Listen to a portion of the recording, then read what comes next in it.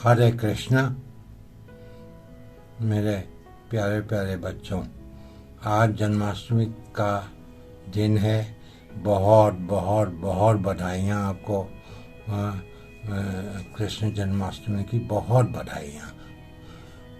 आज मैं कुछ बताना चाहूँगा कि डिस्ट्रैक्शन, बाधाएं, हर पल हर चीज़ में हम जिस भी कार्य को करने आगे बढ़ते हैं उसमें बाधाएं आ जाती हैं। ये बाधाएं क्या है, क्यों आती हैं, इसका कारण क्या है, इसको समझना होगा।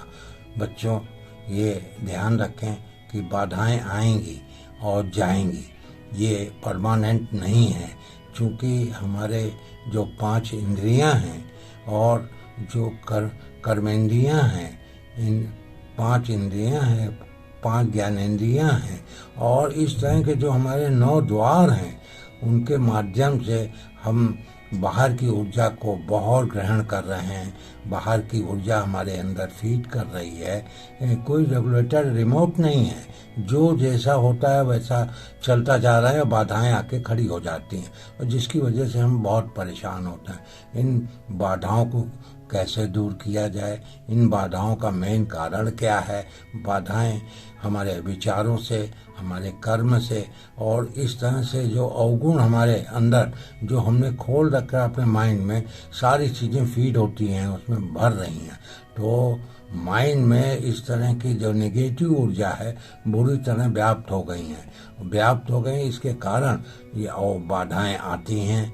लेकिन अगर आप एकाग्र चित्त होके उन बाधाओं को देखें, समझें, तो आपको महसूस होगा कि हमारा लक्ष्य जो होता है, हमने किसी चीज़ पे लक्ष्य निर्धारित किया कि ये कार्य करना है, लेकिन वो उसमें बाधाएं आ जाती हैं।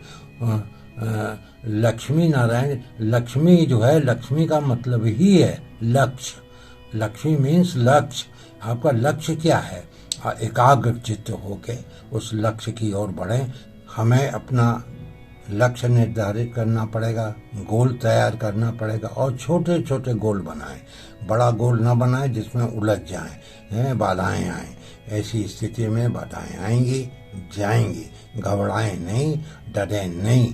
उन बाधाओं को दूर करना है और अपने विचारों से, अपने थॉट से, अपनी सोच से, अपने माइंड को मानसिक रूप से इतना मजबूत बनाइए ताकि इन बाधाओं को पार करते हुए हम अपने लक्ष्य की तरफ बढ़ें और उसको पूरा करें।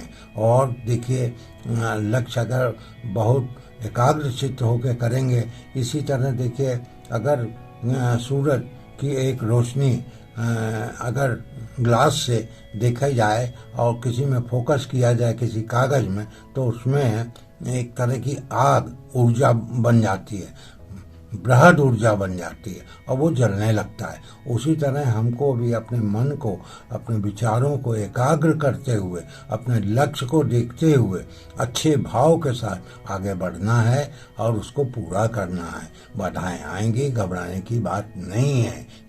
हमारे अंदर डिस्ट्रैक्शन क्यों आती है, क्यों जमा हो रहे है, उसका कारण समझने का प्रयास करें कि आपके अंदर इतने ज़्यादा थॉट आ जाते हैं, नेगेटिव थॉट आ जाते हैं और तरह तरह के विचार हमारे अंदर मंथन होने लगता है, चिंतन होने लगता है, तो उसको वो एक खिचड़ी पक जाती है दिमाग में।